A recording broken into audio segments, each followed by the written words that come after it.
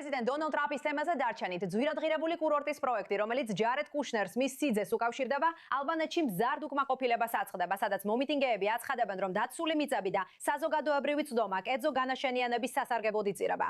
ეხლა პირდაპირ ეთერში ტირანადან ალბანეთიდან გვიერთდება ოლსინიკა, ორგანიზაცია ეკო ალბანიის აღმასრულებელი დირექტორი. მადლობა, რომ აქ ხართ. მადლობა მოწვევისთვის.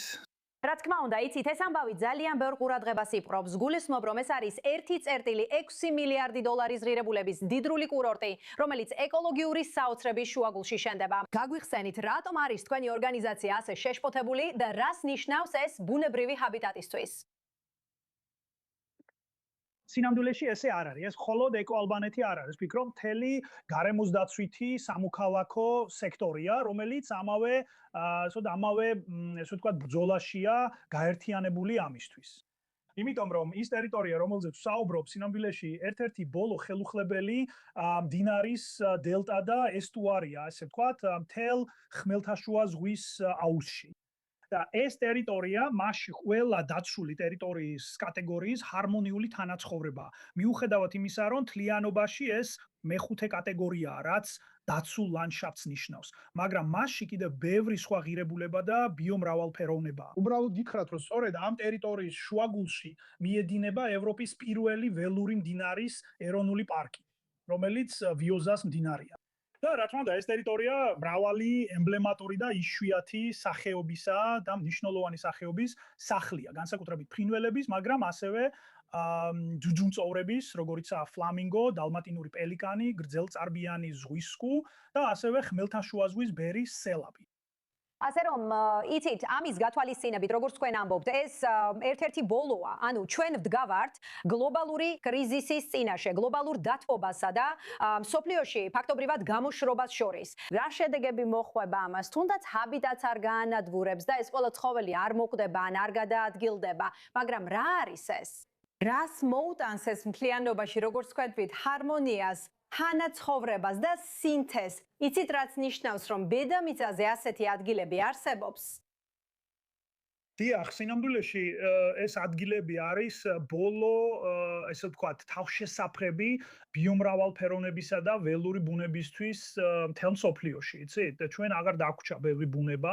სამწუხაროდ, იმიტომ რომ, იცით, საზოგადოება ყოველთვის სწრაფ განვითარებას ესწრაფვის. როგორიცაა ტურისტული კურორტები, უძრავი ქონების სექტორი და რა თქმა უნდა, ინდუსტრიალიზაციაც.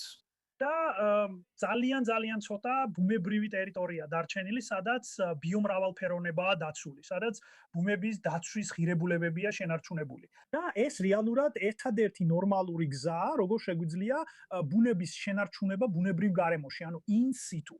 და ეს არის დაცული ტერიტორიები. და სწორედ ამიტომ არსებობს ისინი, რადგან ეს ტერიტორიები უბრალოდ ჩვენ არ გვეკუთვნის, ან საერთოდაც არ გვეკუთვნის, რადგან ისინი მომავალი ქაობისთვისაა. და ეს არის ჩემი აზრით ერთადერთი ადგილები, სადაც ბუნებას შეუძლია საკუთარი თავის გამოხატვა და ადამიანის რასის შენარჩუნებაც კი. დიახ, მაგრამ მოდი ვისაუბროთ შესაძლო დადებით მხარეზე. ალბანეთი პატარა ქვეყანაა, როგორც ყველამ ვიცით. ესეთი ტიპის განვითარება და ინვესტიცია შეიძლება იყოს კარგი ეკონომიკის, სამუშაო ადგილებისა და სხვა საკითხების მხრივ. ანუ აქვს ამას დადებითი მხარე.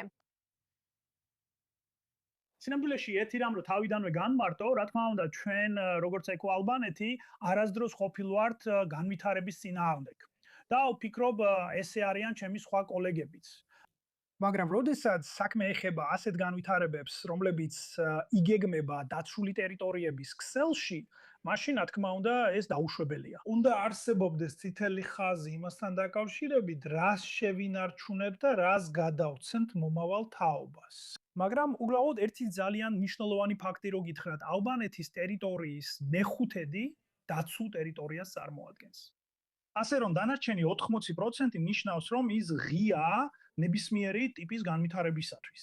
რა თქმა უნდა, გარემოს პატივისცემით, თქვათ, გარემოს დაცვის კანონმდებლობისა და რა თქმა უნდა, გარემოს თვისებების გათვალისწინებით. მოკლედ რომ ვთქვათ, ჩემი არგუმენტია, რომ ჩვენ არ ვართ განვითარების ტიპის წინააღმდეგ, არამედ იმ ადგილის წინააღმდეგი ვართ, სადაც ეს განვითარება დაგეგმილია. იქნებოდა თუ არა ადგილი, ან იქნებ უფრო მცირე ზომა, რომელიც ნაკლებად დააზიანებდა ჰაბიტატს.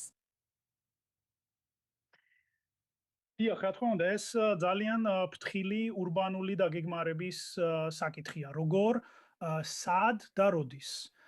იცით, ესეთი მასშტაბური, თქვათ, ტურისტული პროექტების და ინფრასტრუქტურის განთავსება, რადგან ნებისმიერ სხვა ტერიტორიაზე მათ რა თქმა უნდა აქვთ გარკვეული ეკოლოგიური კვალი და რა თქმა უნდა ჩვენს გაგებაში ჩვენთვის არასდროს მოუთხოვიათ ალტერნატივების მიცემა და შეთავაზება.